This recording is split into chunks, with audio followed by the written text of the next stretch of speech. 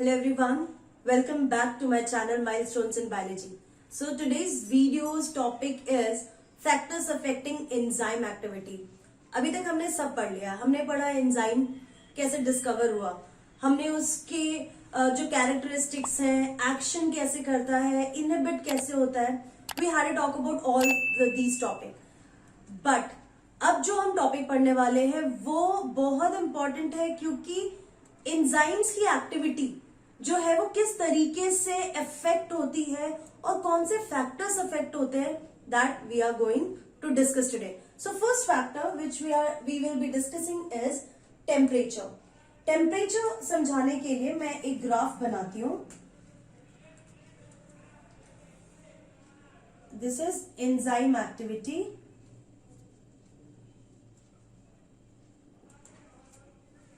and this is temperature. It is around 40 degrees Celsius and इसको हम optimum बोलेंगे. This enzyme activity is working like this. So here if we draw, it is the highest point or this point is called optimum temperature. तो हम जब भी temperature की बात करते हैं, पीएच की बात करते हैं, कोई भी फैक्टर्स जो अफेक्ट करता है एंजाइम एक्टिविटी को, उसके लिए हम तीन वर्ड्स यूज करेंगे. One is minimum, other is optimum and the third one is maximum. Fine. Optimum is the range in which the enzymes activity will be highest. इसके ऊपर जो एक्टिविटी होगी, अगर ऑप्टिमम टेम्परेचर से टेम्परेचर कम जाएगा तो enzyme activity कम हो जाएगी, और अगर ऑप्टिमम टेम्परेचर से ज्यादा टेम्परेचर होगा तो भी एंजाइम एक्टिविटी कम हो जाएगी. So optimum is the range और optimum is that point where the enzymes activity will be highest. So here you can see at 40 degree around, it is the optimum temperature where the enzymes activity will be highest. तो enzymes की जो activity होती है वो ज्यादा होती है in a range of 25 degree Celsius to 40 degree Celsius. इस रेंज में एंजाइम एक्टिविटी ज्यादा होगी एंड 40 डिग्री पे हाईएस्ट. अगर 25 डिग्री से टेम्परेचर कम किया तो भी एक्टिविटी कम हो जाएगी एंजाइम की, और उससे ज्यादा किया तो भी enzyme activity will change, it will decrease. हमारा जो ऑप्टिमम, जो हमारी बॉडी के एंजाइम्स हैं, that works around this point, around this. Fine. 37 degree, 35-37 degree around it works, जो कि ऑप्टिमम से कम है. So why our body temperature is this much and why our enzymes are working at this temperature? Because हमारी body में जितनी भी biochemical activities होती हैं उसमें जितनी एंजाइम एक्टिविटी की जरूरत है वो इतना टेम्परेचर ही है.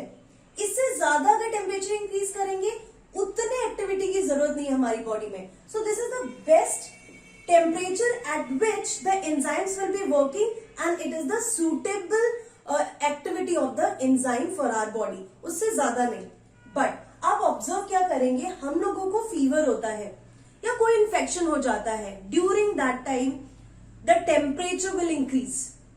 टेम्परेचर इंक्रीज होगा, उसकी वजह से एंजाइम एक्टिविटी इंक्रीज होती है हमारी बॉडी में. एंजाइम एक्टिविटी इंक्रीज होती है, उसकी वजह से they will kill the microbes. तो एंजाइम एक्टिविटी बढ़ रही है इन्फेक्शंस को किल करने के लिए, उनको डिक्रीज करने के लिए. So that happens when our body temperature increases when we have infection. दूसरा आप लोगों ने, सो व्हेन टेम्परेचर डिक्रीजेस, ठीक है, during that time enzymes become inactive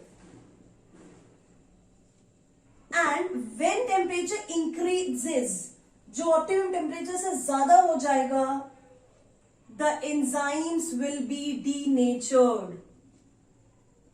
क्योंकि एंजाइम तो प्रोटीन से बने हैं और प्रोटीन्स जो होते हैं वो डीनेचर हो जाते हैं हाइयर टेम्परेचर पे. So in both the cases enzyme activity decreases. इसका बेस्ट एग्जांपल है, अगर आप फ्रिज में रखते हैं, आप फ्रिज में कोई भी अपना कुक्ड फूड रखते हैं तो वो टेम्परेचर कम है, बट जैसे ही आप फूड को बाहर रखते हैं और बाहर निकालने के बाद आप उसे थोड़ा सा हीट करते हैं तो उसमें जो माइक्रोब्स होंगे वो वापस से एक्टिव हो जाते हैं.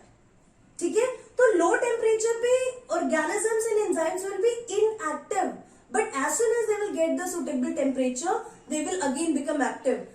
But when you will heat the food, you will boil the content, that time the enzymes, the organisms which are present in that food will be denatured, वो खत्म हो जाएंगे, they will be killed because those are having proteins in it.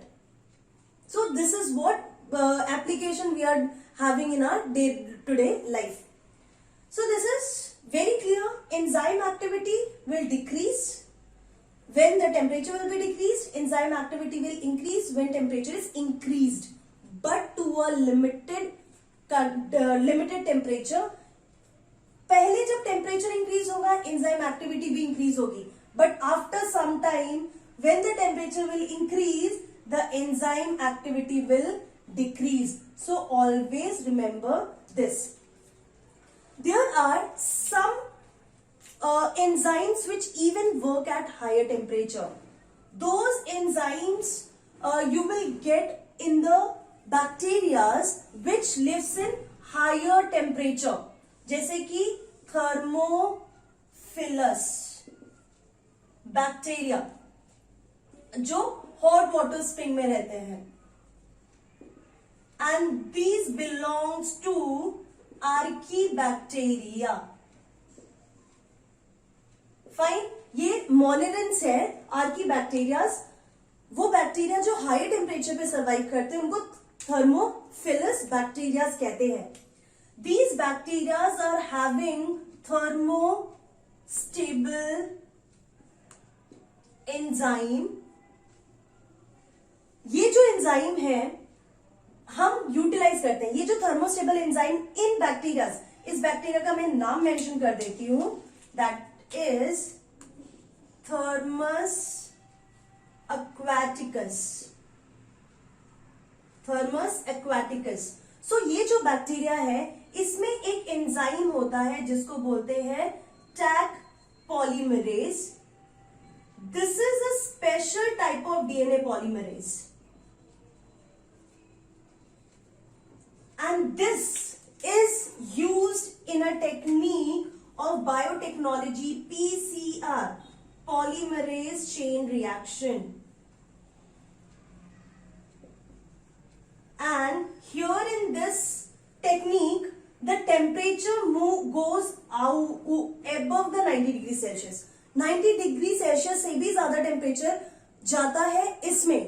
तो इस technique में हम इस temperature पे जब कोई एंजाइम यूज कर रहे हैं, that enzyme should be thermostable, और वो एंजाइम हमको मिलेगा थर्मोफिलस बैक्टीरिया से जो हाई टेम्परेचर पे सर्वाइव करते हैं. इसको टैक, टी मतलब थर्मस एंड एक्यू मतलब aquaticus. So it is nothing but a type of DNA polymerase. आपको पता होना चाहिए डीएनए पॉलीमरेज ऐसा एंजाइम है जो डीएनए का पॉलीमर बनाता है. Suppose there is one strand of DNA, if you are using this enzyme you will get another strand of DNA. So this is the function of DNA polymerase. तो ऐसे ही type का एक बहुत अच्छा thermostable enzyme होता है जो इस थर्मोफिलस आर्की बैक्टीरिया से मिलता है जो हाई टेम्परेचर पे भी काम करता है. So this is about the temperature and it is a factor which affects the enzyme action or enzyme activity. ये जो बैक्टीरियाज है ये क्यों हाई टेम्परेचर पे काम करते हैं? Because they are evolve for this. उनका इवोल्यूशन हुआ है, बहुत टाइम से इवोल्यूशन होते होते now they can survive even at very high temperature. So remember about the temperature. There is a optimum range in which enzymes will be very active. Below that the enzyme will become inactive, but as soon as you will provide a good temperature, optimum temperature, it will again start working. if you will increase the temperature initially, the enzyme activity will increase, but after a certain point the enzyme activity will again keep on decreasing. So this is the first factor. Now let's move on to the next one, that is pH. Next one is pH. pH is nothing but the concentration of hydrogen. Generally or mostly the enzyme mostly works at neutral pH. ज्यादातर जो होते हैं वो neutral pH पे work करते हैं. But remember, very important, all enzymes have different optimum pH, whereas all enzymes have same optimum temperature. इसका मतलब ये हुआ कि 25 to 40 डिग्री सेल्सियस पे सारे एंजाइम की एक्टिविटी ज्यादा होती है.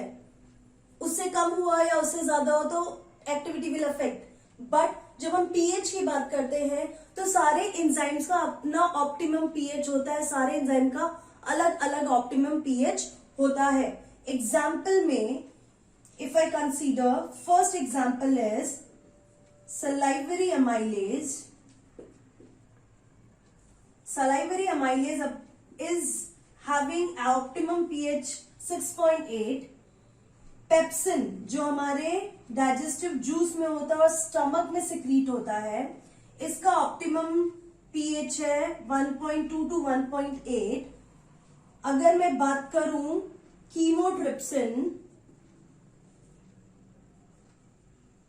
कीमोट्रिप्सिन का जो पीएच है वो 8.6 to 8.8 है. आप देख सकते हैं कि सारे एंजाइम्स का अपना अलग अलग ऑप्टिमम पीएच है जिसमें इनकी एक्टिविटी हाईएस्ट होती है.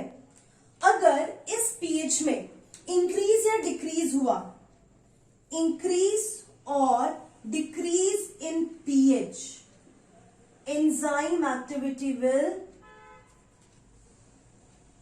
will decrease. Why decreases? Because pH affects the ionic bond of enzyme which is required for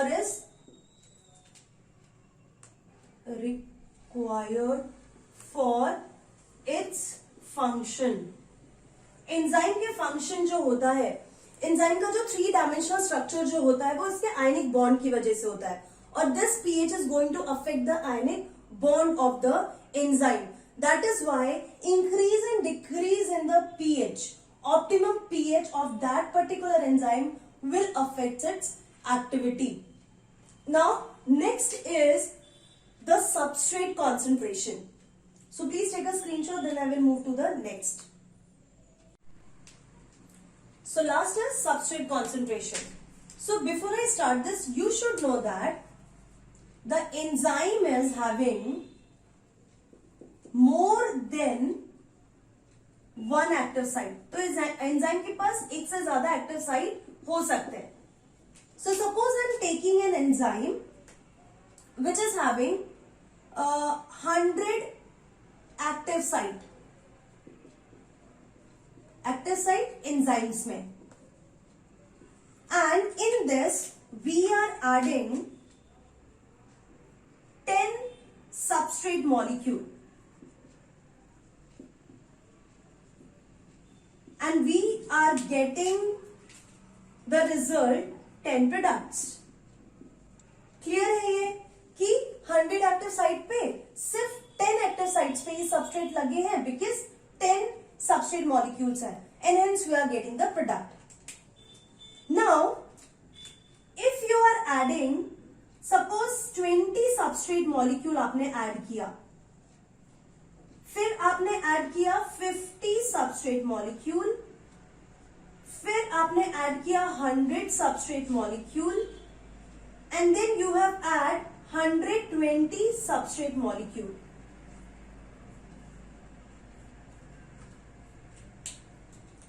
अब इसके पास 100 एक्टिव साइट है, जिसमें से 20 पे जाके ये 20 मॉलिक्यूल्स हो जाएंगे, यू विल गेट 20 प्रोडक्ट्स। ठीक है, आप प्रोडक्ट, आप जो भी सबस्ट्रेट है वो इंक्रीज कर रहे हैं, सबस्ट्रेट का कॉन्सेंट्रेशन इंक्रीज कर रहे हैं। अब 100 एक्टिव साइट था, उस पे आपने 50 ऐड किए, तो यू हैव गॉट 50 प्रोडक्ट्स। आपने 100 एक्टिव साइट और 100 एक्टिव साइट पे ही आपने ऐड किया, that is then you will get 100 products. But maximum 100 molecules can occupy 100 active sites. Here you are adding 20. 120 आपने ऐड किया है, तो 120 में से 100 will be active and they will go and join the active site, and then they will produce only 100 products. 20 जो है वो as it is रहेगा। फाइन।